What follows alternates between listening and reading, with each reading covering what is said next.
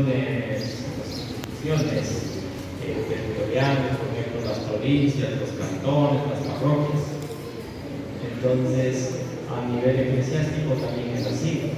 Incluso la organización de la Iglesia es anterior a la organización del Estado. Antes que vengan los estados modernos, en el siglo XVII, por ahí, la Iglesia ya hace 2000 años tenía organizado, tal como es ahora. Bueno, no exactamente, pero ya bastante parecido como es ahora, ¿no? Porque siempre las cosas se van mejorando, como la historia es dinámica, pues se van haciendo ajustes, ¿no? Entonces, desde el año 2022, del año pasado, somos una nueva jurisdicción eclesiástica, es una diócesis, porque antes éramos una vicaría de la arquidiócesis de Guayaquil, que era la que tenía el título de jurisdicción eclesiástica autónoma, ¿no? Pero el Papa el año pasado eligió dos nuevas diócesis, la de Santa Elena y la de Daule, ¿no? ¿Y cuáles son los elementos esenciales de una jurisdicción eclesiástica? Pues son tres: un territorio, unos bienes y una administración económica, ¿no? De bienes materiales, una administración de bienes materiales y una administración de bienes espirituales, ¿no? ¿Por qué es esto? Porque la Iglesia es una institución humana y divina, no es solamente humana, ¿verdad? El Estado, el gobierno provincial, el municipio, todos ellos son instituciones solamente humanas. En cambio, la Iglesia es ambas cosas, es humana y divina. Esa es una gran diferencia, ¿no? Y por eso, como es ambas cosas, tiene también elementos humanos y elementos espirituales, ¿no? Como es lógico. ¿Y por qué se debe a que la Iglesia sea humana y divina? Porque la Iglesia es imagen del mismo Jesucristo, que desde que se encarnó, ¿verdad? Empezó a ser desde ese momento para siempre Dios y hombre, humano y divino. Entonces, por eso la Iglesia refleja la misma naturaleza de Jesucristo, que es humana y divina, ¿no? Por eso tiene debilidades, pero también tiene santidad. Como humana tiene pecados porque está formada por pecadores, etc. Pero también es santa porque está fundada por Cristo, que es santo, y porque algunos de los miembros de la Iglesia, digamos, han sido tan generosos y han llevado una vida tan plena que han alcanzado la perfección de la vida cristiana, que esa es la santidad, aunque todos estamos llamados a la santidad. Bueno, entonces, ¿en qué consiste el territorio de Santa Elena? Pues el territorio de Santa Elena, de la diócesis de Santa Elena, es más grande que el territorio de la provincia de Santa Elena. Habitualmente, las diócesis coinciden con el territorio de una provincia, la mayoría son, por ejemplo, pero con una diferencia, que las diócesis toman el nombre de en donde está la sede del obispo, donde está la catedral, donde está la curia, donde vive el obispo. Y habitualmente el obispo vive en la capital de la provincia, ¿no? Y por eso toma ese nombre de la diócesis, aunque el territorio es de toda la provincia, el nombre de la diócesis es el nombre de la capital de la provincia habitualmente, ¿no? Por ejemplo, la diócesis de Riobamba comprende todo el territorio de Chimborazo, no solo de la ciudad de Riobamba. Por eso también no es correcto decir, por ejemplo, obispo de la ciudad, ¿no? También a nivel civil se cometen esos mismos errores, ¿no? Alguien dice, ahora que tenemos alcaldesa, puede decir alcaldesa de la ciudad de Santa Elena. Eso es un error, porque el municipio sí que está en la ciudad, pero la jurisdicción es todo el territorio del cantón, y el cantón Santa Elena tiene también territorio rural. Bueno, entonces la diócesis es más grande que la provincia porque además de los 3 cantones, ¿no? Santa Elena, Salinas y La Libertad, le pertenecen a la diócesis de Santa Elena el cantón Playas. ¿El cantón Playas a qué provincia pertenece? Guayas, ¿cierto? Y también, además del cantón Playas, le pertenecen las 3 parroquias rurales del cantón Guayaquil. ¿Saben cuáles son las 3 parroquias rurales del cantón Guayaquil? Progreso, Pozorca y El Morro, que están al norte del Golfo. Lo normal sería que esas parroquias le pertenezcan a Playas, ¿no es cierto? Al cantón Playas deberían pertenecer, pero como están en la cabecera del Golfo, los de Guayaquil no les van a tocar nunca, porque entonces dirán que el Golfo de Guayaquil, la mitad ya sería de Santa Elena. Bueno, no han hecho solo con Santa Elena eso en Guayaquil, también han hecho con Naranjal, porque las parroquias que están al sur del Golfo, que deberían pertenecer a Naranjal, también se cogió el municipio de Guayaquil, no por el nombre del Golfo. En todo caso, la diócesis tiene una división territorial más lógica, porque coge toda la península de Santa Elena. En cambio, a la provincia le quitaron una parte de la península. Ahí a la altura del Mero le pusieron un límite imaginario que nadie sabe por dónde será. Bueno, en todo caso, esa es un poco la idea del primer componente. La otra es una propiedad de bienes inmuebles, que básicamente son los bienes, los terrenos de las parroquias, donde están las parroquias, y también algunas otras obras complementarias que pertenecen a la misión de la Iglesia. Por ejemplo, a la Santa Elena tiene, aparte de las propiedades de las parroquias, tiene 2 hospitales básicos, la diócesis de Santa Elena, que son el Hospital Básico del Cisne y de Cristo Redentor. También tenemos 2 escuelas, teníamos más, pero se tuvo que cerrar por la pandemia, etc. Pero también esos son los bienes materiales que hay, ¿no? Y luego necesitamos una administración, unos fondos económicos.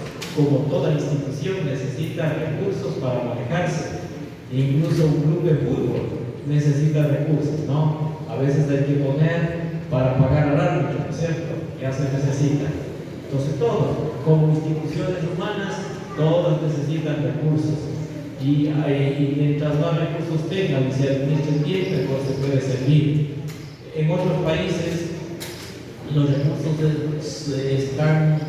son más estables, porque tienen otro sistema que aquí no se tiene, ¿no? Porque estamos un poco ideologizados. Por ejemplo, en Alemania el Estado cobra los impuestos normales, no es que le cobra más, sino el normal que le sale, ¿no? El impuesto a la renta, el impuesto predial, y de ese impuesto le da un pequeño porcentaje a la iglesia para su misión, por ejemplo en Alemania. En Italia le dan el 1 por 1000 del impuesto, pero ya no como en Alemania, que es para los gastos generales que puedan, de libre disposición para que los obispos puedan hacer su gestión, ¿no? Pero en cambio en Italia le dan el 1 por 1000 solo para proyectos sociales, ¿no? Que pueda desarrollar la iglesia.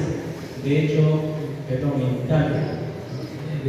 Italia la Conferencia Episcopal, con ese dinero, hemos hecho un proyecto para los hospitales y hemos pedido 2 ascensores, ya nos han aprobado, ¿no? Y nos van a dar para poner un ascensor en cada una de las clínicas.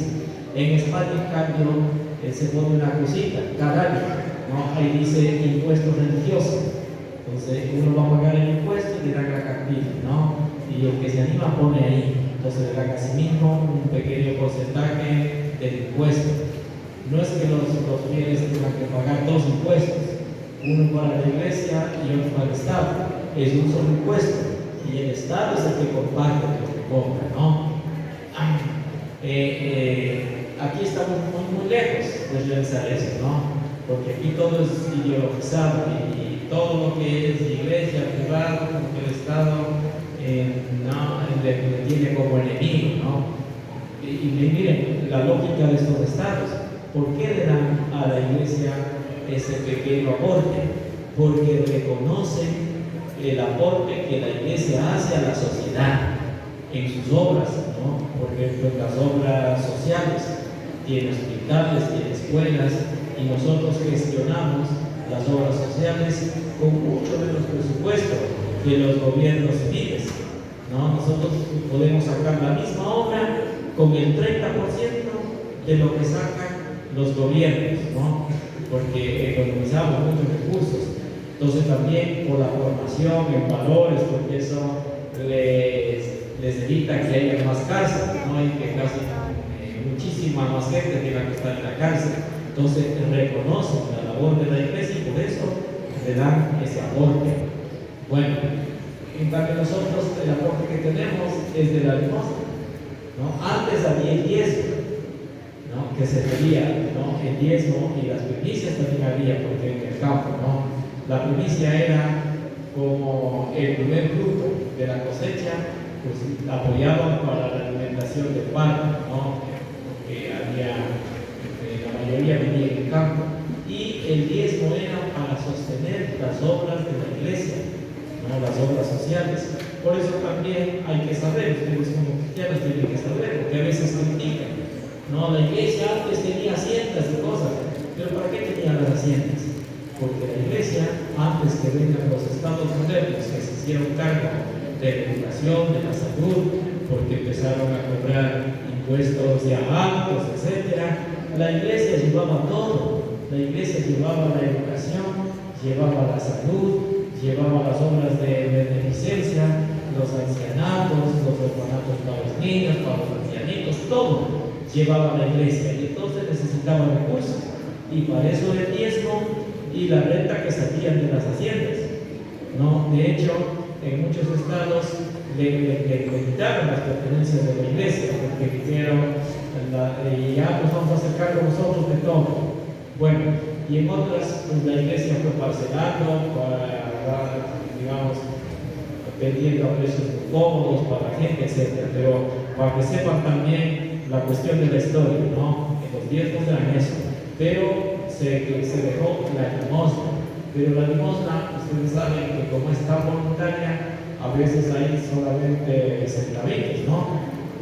Y entonces por eso es que no alcanza para financiar bien las obras pastorales. Por eso también hay que ir más lentamente, ¿no? Ustedes cuando toman conciencia son generosos y van avanzando, aunque también se puede pedir ayuda de otros lugares, etc.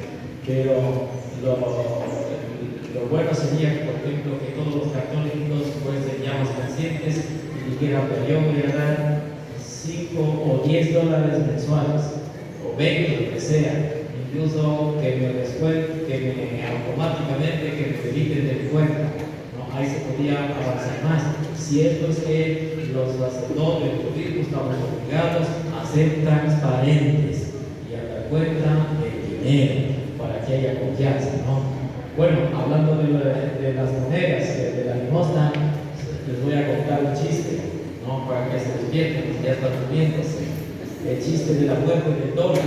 ¿Saben eso? Se murió el dólar.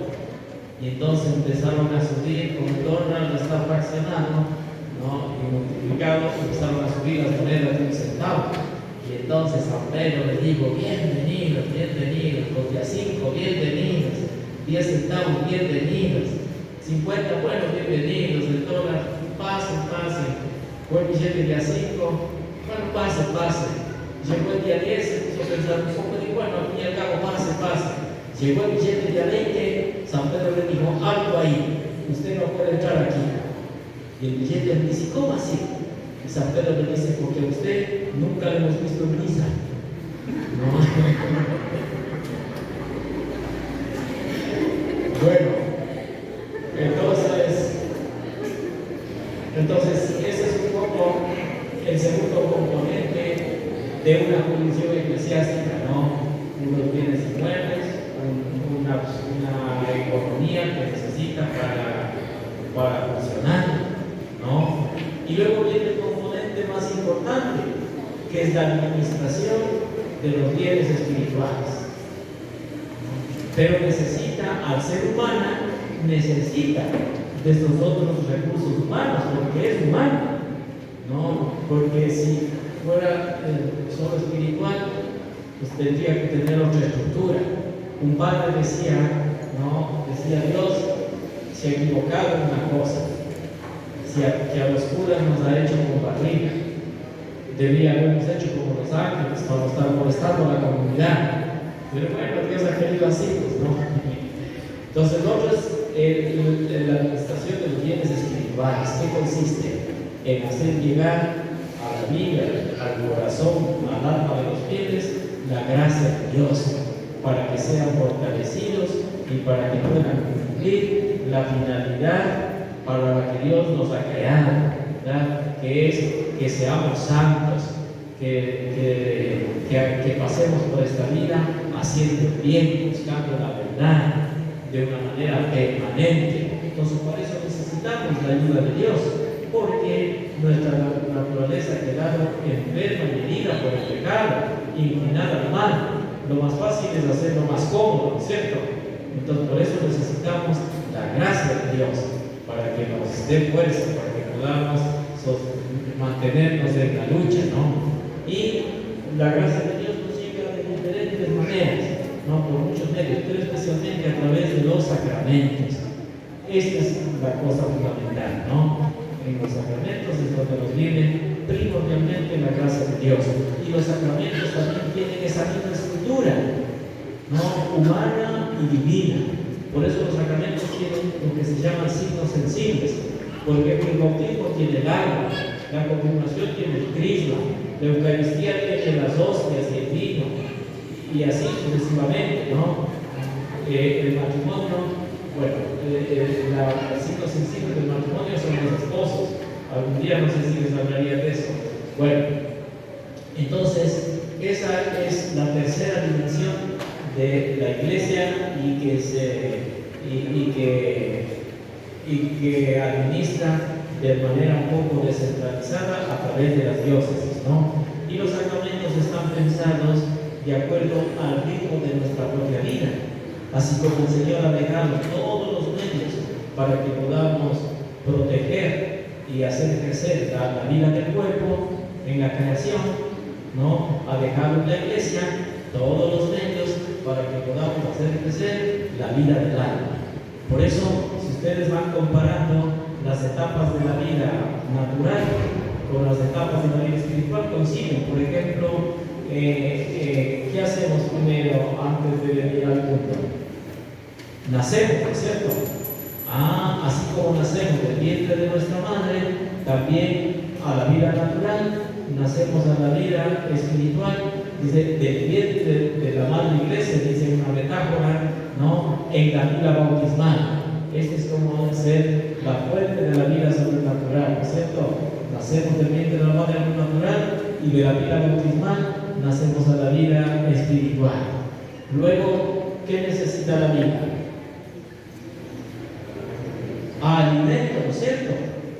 Así como la vida humana necesita alimento, también la vida espiritual necesita un alimento. ¿Y cuál es el alimento? La Eucaristía, para alimentar la vida del alma. Y luego necesitamos crecer, ¿no es cierto? ¿Y cuál es el sacramento que nos hace crecer? La confirmación. Y están bien ligados al bautismo, porque la confirmación es confirmación del bautismo, ¿no? Una vez que nacemos, ¿no? La confirmación, digamos, hace que todo nuestro organismo esté saludable para que pueda crecer normalmente. Yo les contaba ayer que en Portugal fuimos a visitar una casa de personas con discapacidad profunda, y ahí había un señor que tenía 38 años, no pasaba de medir 50 centímetros, estaba acostado en una cama, ya tenía 38 años. ¿Qué le pasó? Pues su organismo estuvo preparado para crecer normalmente, ¿no? La confirmación. Y luego, ¿qué pasa? También nos enfermamos, ¿no es cierto? Y toca ir al médico. Entonces, ¿qué ha puesto para la enfermedad del alma? Ha puesto el sacramento de la reconciliación. Ahí se cura la vida cuando nos confesamos. Y necesitamos organizarnos, ¿no es cierto? Y para organizarnos, Dios ha dejado dos sacramentos: el matrimonio, para organizar la familia, la iglesia doméstica, que es la familia, y para organizar la iglesia universal, el orden sacerdotal, que comienza por el Papa, los obispos, etc. ¿Se da cuenta la gran lógica que tienen los sacramentos? ¿No? Que a lo largo de todas las etapas de la vida nos van a ayudar a crecer. Y finalmente, la iglesia no abandona los bienes en el último momento, como ahora quieren hacer algunas culturas de aplicar la eutanasia a los viejitos, ¿no? Eso, por ejemplo, es un valor precioso que dice en Santa Elena. Aquí me parece que todavía no hay asilos de ancianos, porque todavía los hijos quieren a sus padres, ¿no? A veces se negan un poco, pero les cuidan, les protegen. Y hay lindos ejemplos, ¿no? Como los hijos todos contribuyen, todos se reparten para cuidar a los papás, para devolverles algo de lo mucho que les dieron, y esto es un testimonio maravilloso, ¿no? Donde la iglesia no abandona, sino que les acompaña con el sacramento de la unción de los enfermos, porque es un momento crítico. Uno puede angustiarse, puede desesperarse sabiendo que ya tiene que irse de esta vida, y es normal que nos resistamos y que no queramos morir, porque Dios nos hizo para la vida, sino que al introducir el pecado dañó el plan de Dios y nos encontramos con la muerte, ¿no? Bueno, eso es entonces lo que es una jurisdicción eclesiástica, una diócesis. La visita pastoral tiene esa finalidad de conocer mejor la realidad para poder hacer observaciones, para ayudar digamos, a que las cosas mejoren, para tener un mejor servicio, etc. Ahora yo quisiera hablarles algo sobre la catequesis, ¿no? La primera cosa es que los padres son los primeros responsables de la educación de sus hijos, en todo sentido, en educación académica, en educación moral, en educación religiosa. Los padres, porque ellos, por derecho natural, no tienen que reconocerles el gobierno, porque por haberles dado la vida, se convierten en responsables, ¿no?, del fruto que han traído al mundo. Y entonces, ¿pero qué hace la sociedad? Tiene que ayudarles a los padres a que cumplan con su deber, ¿no es cierto? Por ejemplo, a nivel académico, sería bien difícil que los padres les den todas las asignaturas para que vayan graduándose, ¿no es cierto? Hasta que lleguen, incluso que les den las clases de la universidad, porque unos, aunque sean profesionales, no son especialistas de todo. Entonces, ¿qué hace la sociedad? Eso se llama la ayuda subsidiaria, es ayuda complementaria, porque la responsabilidad de los padres, el Estado, las instituciones educativas, ayudan a los padres. No es responsabilidad de las instituciones educativas, la educación es de los padres, ¿no? Por eso, ustedes tienen que vigilar que las instituciones educativas no les den a sus hijos una educación que ustedes no quieren. El Estado no tiene por qué imponer una ideología, por ejemplo. No, porque no es responsabilidad del Estado educar a los hijos, es responsabilidad de los papás. El Estado lo único que hace es apoyar a los padres de familia para que puedan cumplir su misión. Lo mismo cualquier otra iniciativa privada que es lícita y es lógica, porque los papás tienen la libertad de elegir la educación para sus hijos, ¿no? También en la parte religiosa, también tienen que visitar los padres de familia. Habitualmente ustedes confían, porque al fin y al cabo, ustedes saben, conocen la doctrina de la iglesia, etcétera, ¿no es cierto? Pero no es responsabilidad de la parroquia ni de los catequistas. La responsabilidad de catequizar es de ustedes. La iglesia les apoyamos para que puedan cumplir mejor, con más eficacia esa tarea, ¿no? Por eso también en la iglesia también a veces ha habido problemas, ¿no? Por eso ustedes ven, tiene que ser normal. Si ustedes ven algo sospechoso, ¿verdad?, tienen que estar atentos para evitar que puedan haber abusos y escándalos que han habido en algunas iglesias del mundo, ¿verdad?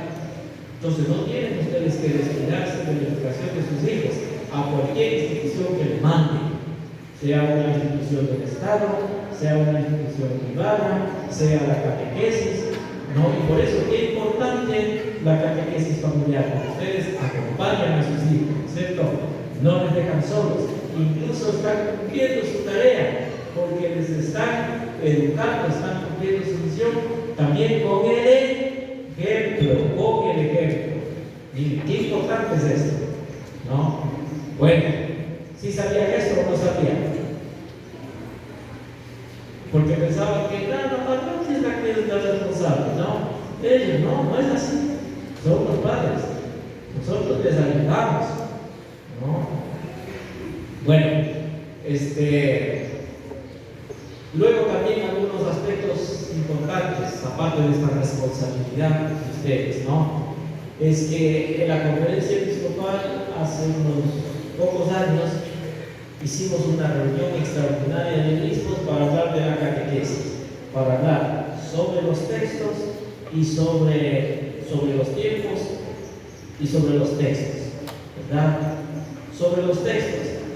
Antes cada jurisdicción tenía independiente un texto, ¿no? Pues no tenían todas, unas compraban otras, pero ahora se decidió hacer una sola, digamos, un solo material para todo el país, porque eso facilita también la movilidad que a veces tienen los padres de familia, que por cuestiones de trabajo están haciendo la catequesis y les toca ir a otro lugar, y cuando son textos distintos es más difícil para los niños especialmente, ¿no? Empezar a unificar. Y entonces ahí ya no había problema, porque en cualquier lugar del país a donde vayan son los mismos textos, que siempre hay que revisarlos, cada ciertos años se revisan los textos, etc., ¿no? Luego, las edades. Se llegó a la conclusión que los niños tienen que tener la vida cristiana lo más temprano posible. Por tanto, la catequesis debe empezarse lo más temprano posible. Se quería proponer que por lo menos empiece de los 6 años, pero como los textos están hechos para leer, ¿verdad? Se dijo, en algunos lugares los niños a los 6 años han pasado a leer. Entonces se puso a partir de los 7 años. Puede ser que en algún lugar, no sé, en una escuelita rural, no sepan leer a los 7, a los 8, a los 8. Pero si algún niño a los 6 años supiera leer, no hay por qué negarle la matrícula en la catequesis. No hay por qué esperar que tenga 7 años. Porque si sabe leer es la profesión, ¿cierto? Está a partir de los 7 años. Y luego ya no se hace un corte. En algunas iglesias hacían un corte entre la confirmación y la primera comunión. Porque decían la primera confirmación que le hagan cuando ya sean grandes, cuando ya tengan uso de razón, pero eso no ha dado resultado. Porque el que es responsable y es educado en la familia desde chiquito va a ser responsable. No necesita que llegue a ser adolescente, recién va a ser responsable. Entonces, ya no hay que cortar, porque los cortaban, ¿no? Si hacía la primera comunión a los 10 años, le cortaban 3, 4 años hasta que tenga 14, 15, y en esa etapa ya los niños se pierden, ¿no? Entonces, ahora, y también para evitar el problema que suelen decir, no, es que como ya entró al colegio, a la secundaria, ya no tiene tiempo, como ya está grande, ya no quiere venir. Entonces, así el niño en la educación básica va a terminar de hacer los sacramentos de la iniciación. Y tiene lógica, porque son sacramentos de iniciación, ¿no? Es como si fuera la educación básica de los niños, ¿no? Entonces, es correcto que termine antes que pasen al bachillerato, ¿no?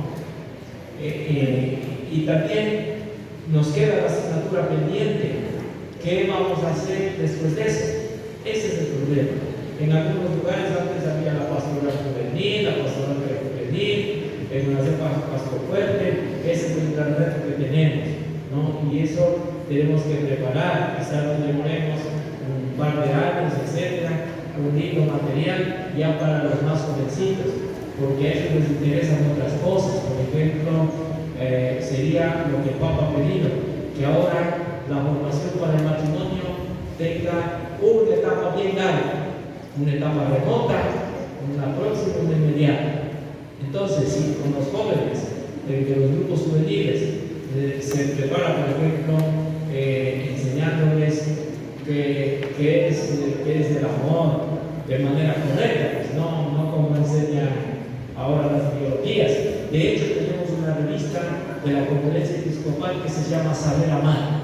Qué bueno serían los padres de familia que quieran enseñar a sus hijos la educación a la sexualidad, al amor y a la sexualidad, tuvieran esas revistas, ¿no? Se podría incluir también en la catequesis. ¿Por qué no se incluye en la catequesis? Porque esos libros son un poquito caros, valen como 5 o 6 dólares. Antes el catecismo ya está por ahí, antes estaba menos, ¿no? Eso sería maravilloso, ¿no? Que se incluyan en la catequesis para el amor, la educación al amor y a la sexualidad, ya desde chiquitos. Esa sería una formación también para el matrimonio, ¿no? Y luego con los jóvenes, qué es el enamoramiento, qué es el noviazgo, qué es el matrimonio, y ahí incluir también qué son las vocaciones, las otras vocaciones, qué es el sacerdocio, qué es la vida consagrada. Eso se podría ir tratando con los jóvenes, de manera que sin que estén pensando casarse, ya van teniendo preparación, una preparación sólida y larga para el matrimonio, ¿cierto? Bueno, eso. La otra cosa, que los padres de familia y a veces los sacerdotes ponen el libro del cielo y dicen que está muy largo, 6 años. Pero eso, francamente, si se pone a considerar, es una necesidad. Porque para una carrera humana que termina en la tumba, ¿cuántos años estudia? 24 años. ¿Cuántos estudian? ¿Cuántos son? 10 de básica, 3 de bachillerato, 13. Universidad, la normal, por cabo de 6 años, son 13, 19. Y ahora, como no se contentan con una especialidad, tienen que sacar una especialidad, 2 años, 21. Si quieren sacar un PhD, serán otros 2 años, son como 24 años. ¿Y cuántos días estudian a la semana? 5 días. ¿Cuántas horas al día? 6 más o menos. Y para catequesis, 6 años. ¿Cuántos días a la semana? ¿Y cuántas horas a la semana? O sea, no tiene punto de comparación, ¿no? Y luego, para conocer la ciencia que nos va a llevar al cielo y que nos va a durar para toda la eternidad, nos quejamos que está mucho. Y para el otro, que el día que nos meten en la caja, acabó todo. Acabó PhD, acabó licenciatura, doctorado, todo se acaba ahí. En cambio, lo que aprendemos en la catequesis no se acaba, sino que dura para toda la eternidad. Entonces, miren, eso hay que saber valorar un poco, ¿no? El tema, porque a veces no somos conscientes y a veces decimos las cosas alegremente, ¿no? Entonces, eso que no se queje, porque además la catequesis es distinta de la educación religiosa que se puede dar en los colegios, porque la educación religiosa es el estudio de la fe, el diálogo con la cultura, es más intelectual. En cambio, la catequesis es práctica, se trata de que los niños vayan adquiriendo hábitos de vida cristiana. Y los hábitos se aprenden solo leyendo un libro. ¿Cómo se aprenden las virtudes, los valores? Practicando en la casa, pues todos los días. Uno que quiere ser honrado, ¿qué hace? En la casa le enseña que no hay que coger lo ajeno una y otra vez, ¿no es cierto? Si quiere ser responsable, una y otra vez toca estarle poniendo al niño que se levante para ir a la escuela. Eso no se aprende en teoría. Ese niño a tal hora ya está convertido y el papá se olvida. No, dice, ya le dije, se levantará nomás.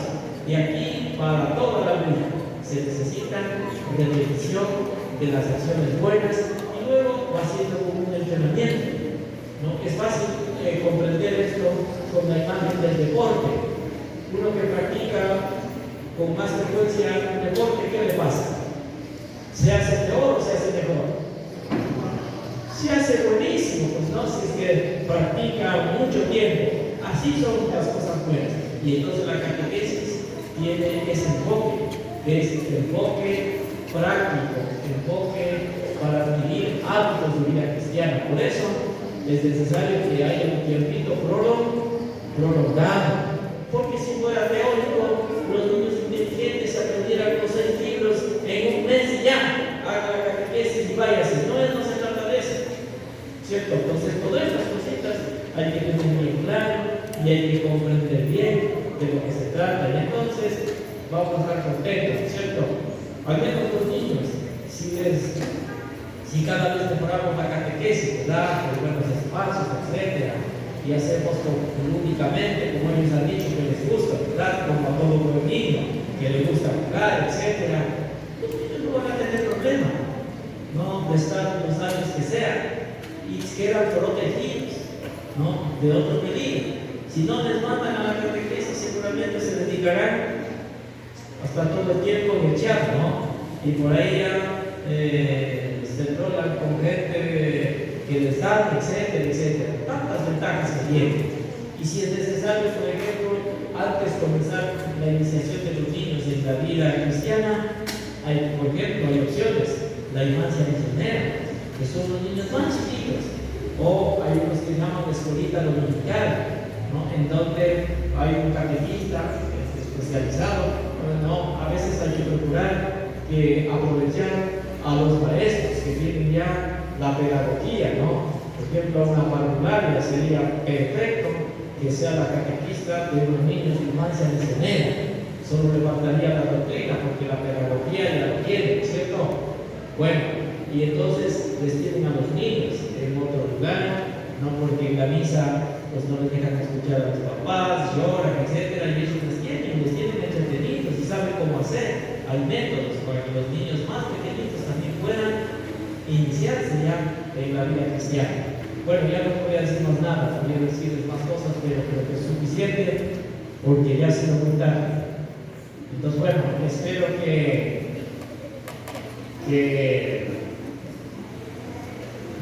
tomen conciencia de estas cositas que les he dicho, ¿no? Para que puedan educar